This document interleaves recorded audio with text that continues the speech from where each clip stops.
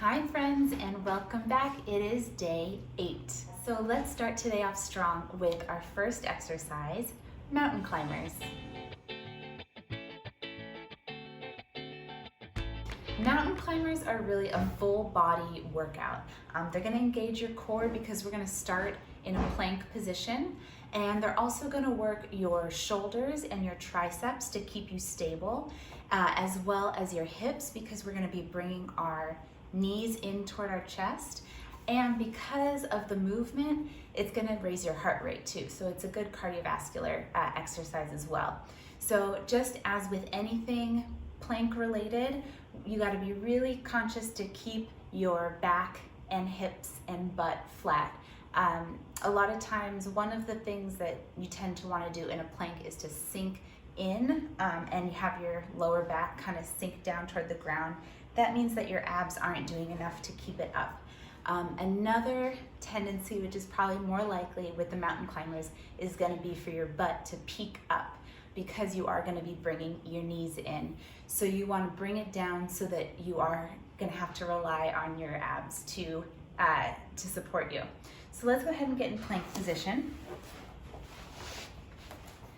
Hands, wrists under your shoulders, feet out behind you about hip width apart, and in neutral spine and neck.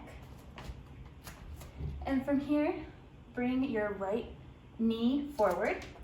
And depending on your flexibility, it might be back here, it might be up here, but touch your toe to the ground and bring it back.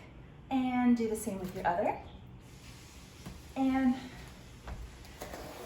we're gonna do about 15 of these on each side. And we're gonna do it a little more quickly. If it's too fast, slow it down and just finish up at your own pace. And let's do it. Okay, here we go. Ready, and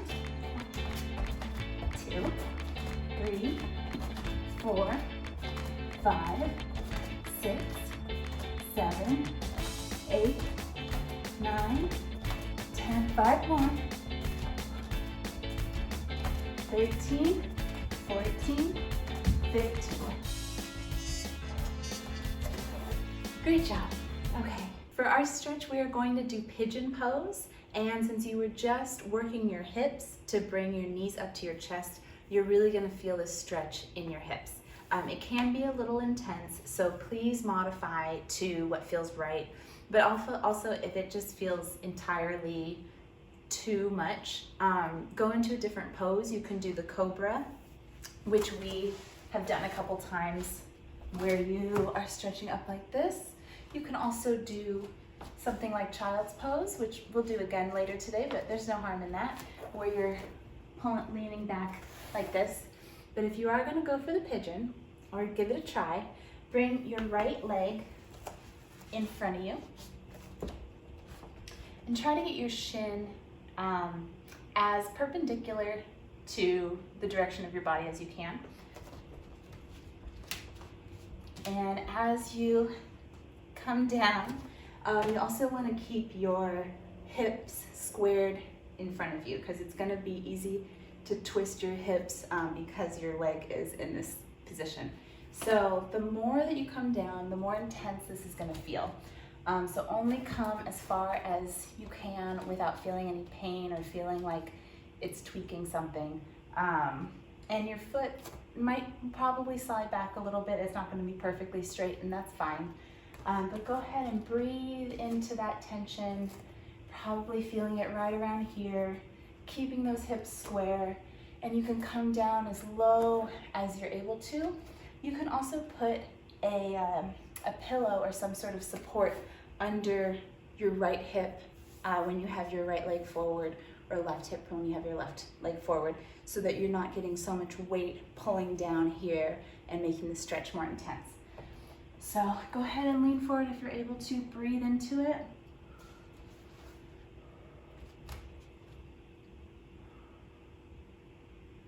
Beautiful.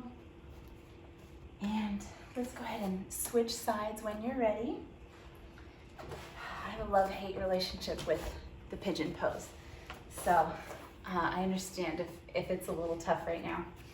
And go ahead and bring so I didn't have to flip sides, but go ahead and bring your left leg in front, right leg back, square your hips, and go ahead and come down.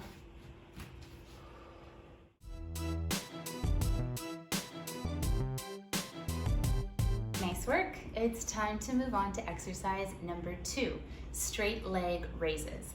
So this is going to primarily work your abs as well as your lower back. So go ahead and get onto your back with your legs straight out. And from here you can have your hands down by your sides or under your glutes.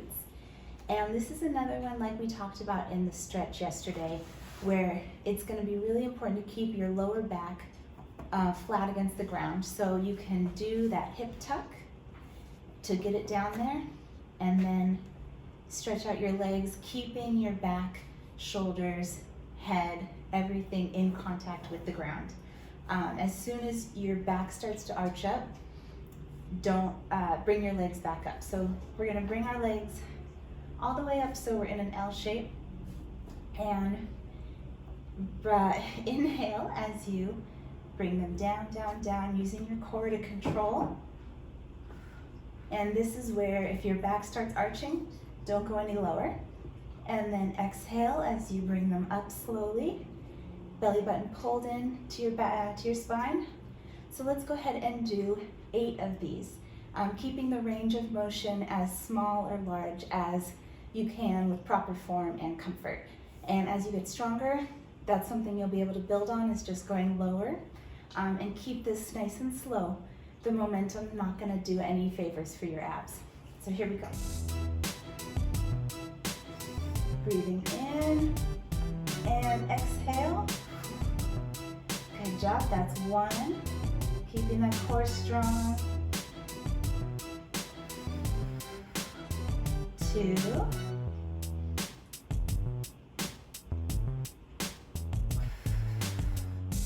3. Pull that belly button really, really toward your spine. 4, halfway.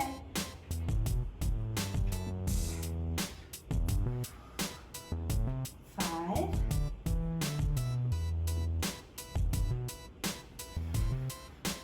6, almost. 7, one more, make it count. And 8, nice job. And bend your knees, feet flat on the ground. And you can just stay here for our stretch. We're gonna bring both knees to our chest. And hopefully, as you hug them in toward your chest, you can feel this stretch in your lower back. And you might even wanna give a nice, gentle rock. And as you move over the floor, rocking back and forth, it's almost like a little floor massage on your back.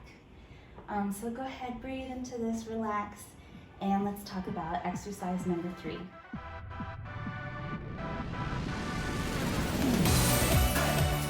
We're back to another one of our planks. This is going to be a side plank like we did last week with torso rotation.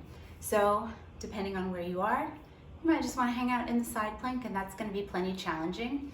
If you feel like you're up for it, even for a few reps, you can add the torso rotation. So first, this is going to work your core because the rotation is going to target your obliques as well.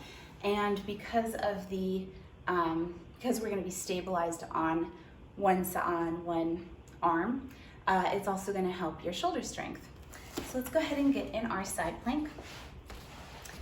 You want to get on your side, feet stacked, hips stacked so you're not rolled back or forward. Elbow right under your shoulder and your forearm out. And as you pull your abs in, belly button toward your spine, lift your torso up off the ground so you've got a nice straight line here. Make sure everything is still nice and stacked.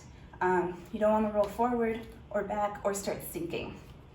So from here, if you're, let's get stable. If you're adding the rotation, bring your arm up and then twist your ribs as you bring it under your Other side.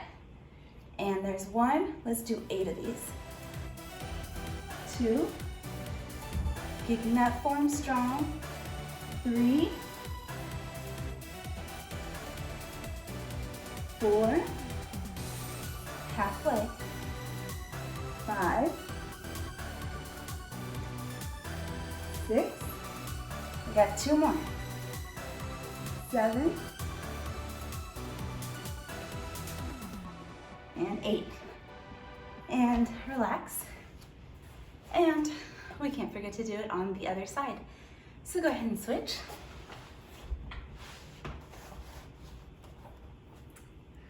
Again, we've got feet stacked, hips, shoulders, elbow under the shoulder, abs and strong, and pull it up.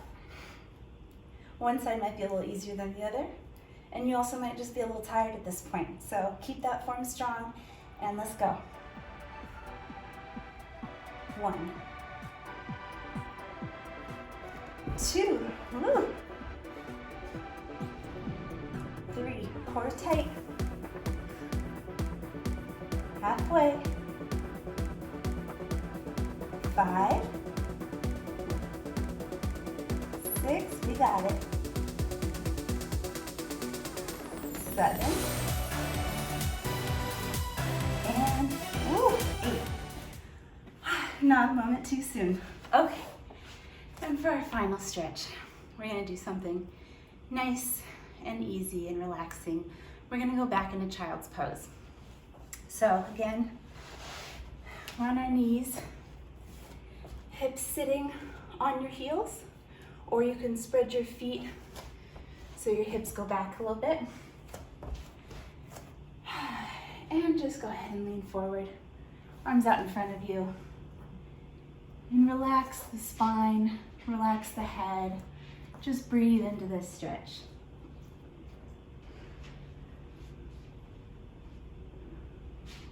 And stay here, keep stretching it out, and go ahead and hit another round of these, and I'll see you tomorrow for day 9.